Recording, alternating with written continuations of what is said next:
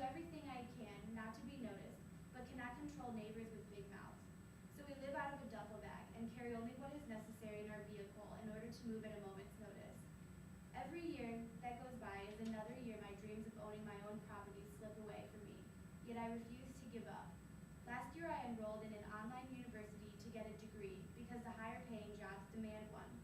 A coworker and friend has opened her home to me, but she still has a landlord, therefore our stay will undoubtedly be a short one. I am not on the lease and don't have any credit, and am looking for a job, so the odds aren't good that they'd accept me being there. She wants to say that I am her caretaker, since she has end-stage kidney disease, but I wonder if her landlords can contest that. From what I've seen, as with so much else, money is their major motivator. So now we want to talk about some of the students that we had at the center. We worked with the STAR group, and this is the group who has gone through the center and gone through training classes, and they're on their way to re-entering the workforce. The first couple of weeks that we were at the center teaching for the STAR group, we started by teaching the basic communication skills and basic elements of communication in order to prepare them for job interviews or just simply prepare them to incorporate back into the community. Then later, through this class, we also tried to infuse them into telling their stories. By doing so, we help them relieve the burden of their story and at the same time help them prepare for job interviews. One of our students came to every class. His name was Scott.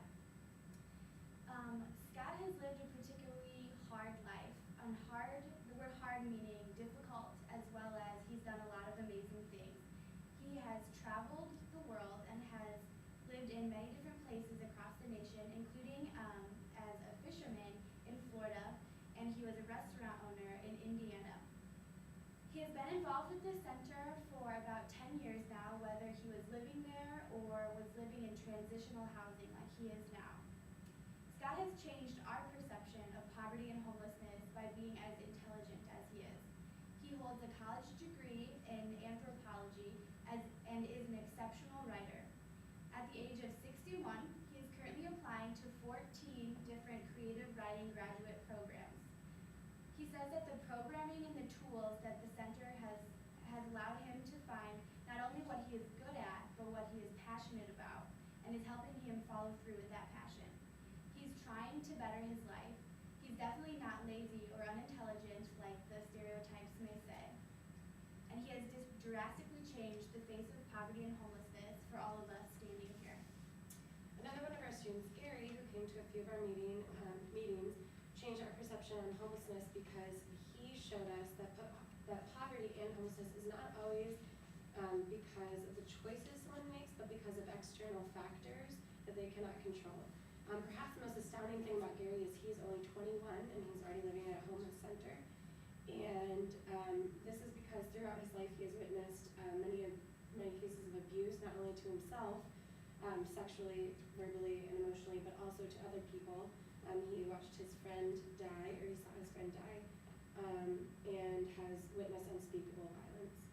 And that just kind of shares that a lot of the reasons why people become homeless is just from these different things that happen to them. And a great quote that we found was that where a sense of self-worth should be, a void is created into which alcohol and drugs often flow as swiftly as air rushes into a vacuum, rapidly destroying the chemistry of a functioning person. So for Gary, because so many things happened to him, he turned alcohol and drugs to mediate the problem and is now at the homeless center. But he looked us in the eye and he said, it may not look like it now, but I'm going to make something of myself.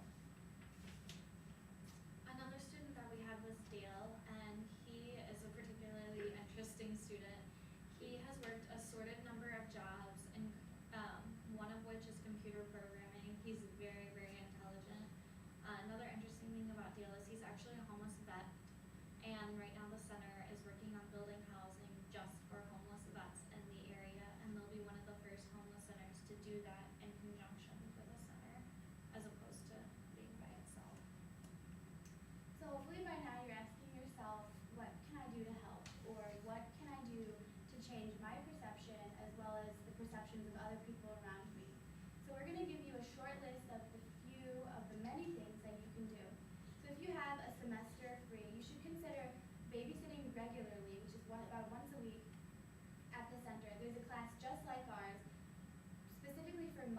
which wouldn't be made possible without the dedication and generosity of babysitters, so that the mothers can attend classes and not have to worry about where their kids are or what they're doing.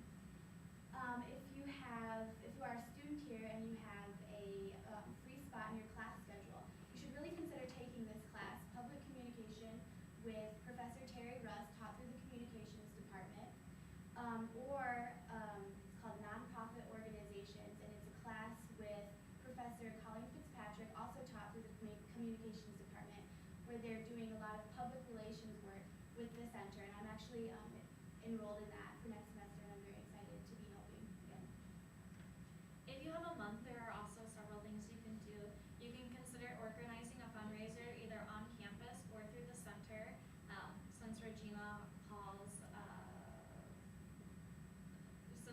Hall has the Center for the Homeless as their organization that they sponsor, it'd be a really good idea for them to work with them. Also, you can volunteer again on a regular basis, or you could consider writing maybe an appeal letter to H&R Block and appealing the way that they advertise to the homeless and to people in poverty. If you have 2 hours, you can do a lot actually. If you have 2 hours during the day, you can babysit the kids. There's different programs going on at the center, not just like the classes. And I'm sure there's a lot of kids at the center, so they would need care. Also, you could serve a meal at the center, or I'm sure all of us have many things that we don't use. Maybe clean out your closet and find stuff that you're not using that people at the Center for the Homeless can definitely make of use. And lastly, if you only have 10 minutes, or in our case, the 30 minutes you give to us, you can, perhaps if you hear negative things said about people in poverty, you can confront them with some of the things that we've taught you today. You can always write a check to support the center. It is a nonprofit organization and runs on donations for people just like you. And you can also simply tell a friend what you learned today. That would be helpful. The point is to reduce the ignorance of the middle class and upper class, and help people to understand that we need to help our brothers and sisters in the community. And I guarantee that although you think you are helping them, they are helping you more than you can